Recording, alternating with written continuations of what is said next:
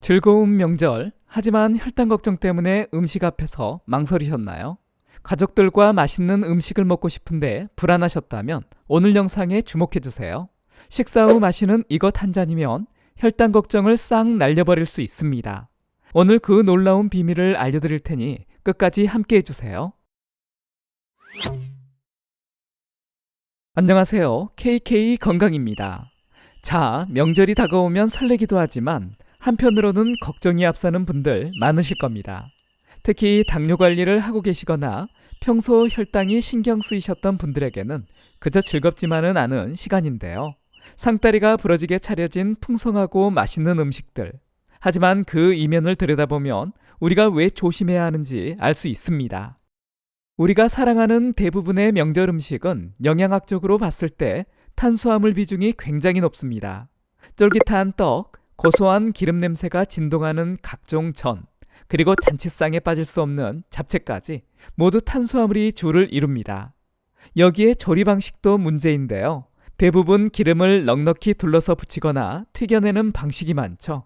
식혜나 수정과 약과처럼 식사 후에 먹는 달콤한 후식들은 농축된 당분이 그대로 들어있습니다. 평소 식단보다 훨씬 높은 고탄수화물, 고지방 식사가 주를 이루게 됩니다. 게다가 명절 연휴라는 특수한 상황도 한몫하는데요. 오랜만에 만난 가족, 친지들과 즐겁게 이야기를 나누다 보면 평소 식사 시간보다 훨씬 길어지게 되고 식사 후에도 떡이나 과일, 한과 같은 간식이 끊임없이 나오죠. 배가 부른데도 분위기에 휩쓸려 계속 무언가를 집어먹게 되는 환경이 만들어집니다. 또 늦은 밤까지 야식을 즐기기도 쉽고요. 이렇게 되면 우리 몸은 쉴 새 없이 들어오는 당분을 처리하느라 과부하가 걸리게 되고 당연히 혈당은 급격하게 요동칠 수밖에 없습니다. 그렇다면 명절 상에 올라오는 수많은 음식 중에서 특히 경계해야 할 것들은 무엇일까요? 혈당을 정말 빠르고 높게 올리는 대표적인 주범 5가지를 꼭 집어드리겠습니다. 첫 번째는 바로 떡입니다. 명절 아침에 먹는 떡국이나 간식으로 먹는 송편, 인절미 등은 쌀을 가루내어 뭉쳐 만든 것이라 소화 흡수가 너무 빠릅니다. 밥 한 공기보다 떡 몇 개가 혈당을 훨씬 더 빠르게 올려버립니다. 두 번째는 전 종류입니다. 동그랑땡, 고기전 등 각종 전은 재료에 밀가루나 부침가루를 입히고 그걸 다시 기름에 지져냅니다. 탄수화물과 지방의 아주 강력한 조합이죠. 칼로리도 높을 뿐더러 혈당 관리에는 좋지 않습니다. 세 번째, 잡채입니다. 채소와 고기가 들어있다고 해서 건강식이라고 생각하시면 안 됩니다. 잡채의 주재료인 당면은 고구마 전분이나 감자 전분으로 만드는데 이건 그야말로 순수한 탄수화물 덩어리입니다. 혈당을 올리는 속도가 밥이나 빵보다 더 빠를 수도 있습니다. 네 번째는 식혜나 수정과 같은 전통 음료입니다. 엿기름이나 설탕이 듬뿍 들어가는데요. 이렇게 액체 상태로 마시는 당분은 우리 몸에 거칠 것 없이 가장 빠르게 흡수되기 때문에 정말 주의하셔야 합니다. 마지막으로 약과나 한과입니다. 꿀이나 조청, 물엿으로 버무려 만드는데 이건 당분을 아주 진하게 농축해 놓은 것과 같습니다. 크기가 작다고 무심코 한두 개 집어드시면 혈당 스파이크를 부를 수 있습니다. 이렇게 주의해야 할 음식들도 있지만 반대로 명절 상에는 우리가 마음 놓고 즐길 수 있는 오히려 혈당 관리에 도움을 주는 고마운 음식들도 많습니다. 이런 음식들은 눈치 보지 말고 적극적으로 챙겨 드셔도 좋은데요. 가장 좋은 것은 역시 각종 나물류입니다. 고사리, 도라지, 시금치 나물 등은 풍부한 식이섬유와 비타민, 무기질을 함유하고 있습니다. 거꾸로 식사법처럼 맨 먼저 나물류를 드신다면 혈당 관리에 큰 도움이 됩니다. 단백질 섭취도 중요합니다. 갈비찜이나 불고기도 양념을 너무 달거나 짜지 않게만 조리한다면 훌륭한 단백질 공급원입니다. 고기를 드실 때는 지방이 많은 부위보다는 살코기 위주로 드시는 게 좋겠죠. 전이 너무 드시고 싶다면 동태전 같은 생선전을 선택하는 것이 좋고요. 밀가루는 최대한 얇게 묻히고 계란물을 입혀서 부치면 양질의 단백질과 오메가3를 섭취할 수 있습니다. 잘 익은 김치나 물김치와 같은 발효식품도 좋고요. 간식 생각이 나신다면 한과 대신 호두나 아몬드 같은 견과류를 한 줌 드시는 것이 훨씬 현명한 선택입니다. 만약 직접 음식을 준비하신다면 조리법을 조금만 바꿔보는 것은 어떨까요? 설탕 대신 혈당에 영향을 덜 주는 스테비아 같은 대체 감미료를 사용하는 것도 좋고요.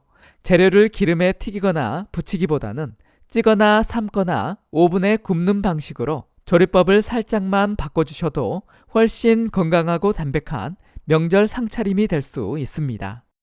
자, 이제 드디어 식후에 마시면 혈당 관리가 수월해질 수 있는 음료를 소개해 드리겠습니다. 명절 분위기에 취해 어쩔 수 없이 조금 과식했거나 달고 기름진 음식을 드셨을 때 마음을 편안하게 해줄 음료가 있습니다. 소개해 드리고 싶은 음료는 실롱 계피차입니다. 일반 카시아 계피가 아닌 실롱 계피가 좋은데요. 부작용을 일으키는 쿠마린 성분이 거의 들어있지 않아 추천드립니다. 우리가 수정과를 만들 때나 마트에서 흔히 보는 두껍고 단단한 계피는 대부분 베트남이나 중국에서 온 카시아 계피입니다. 이 카시아 계피에는 쿠마린 성분이 꽤 많이 들어있는데 이걸 매일 꾸준히 혹은 많이 드시게 되면 간에 무리를 줄 수 있습니다. 하지만 스리랑카산인 실롱 계피는 완전히 다릅니다. 이 실롱 계피는 쿠마린 함량이 거의 없어서 우리가 안전하게 그리고 꾸준히 섭취할 수 있습니다. 맛과 향도 다릅니다.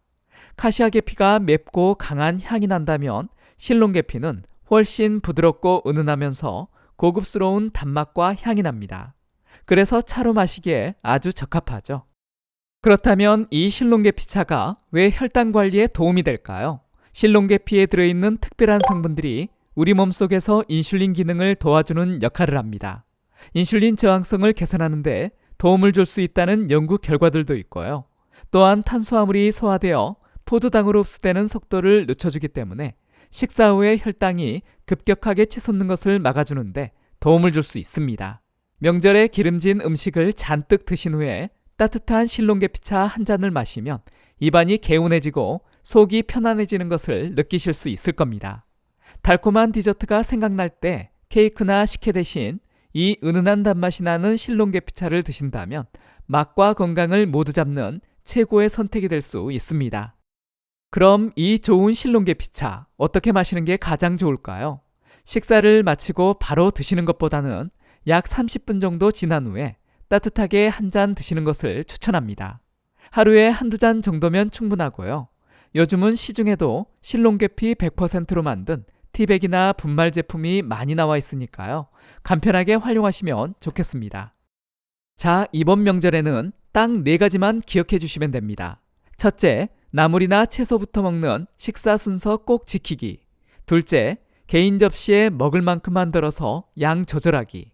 셋째, 식후 30분에는 잊지 말고 따뜻한 실롱 계피차 한 잔 마시기.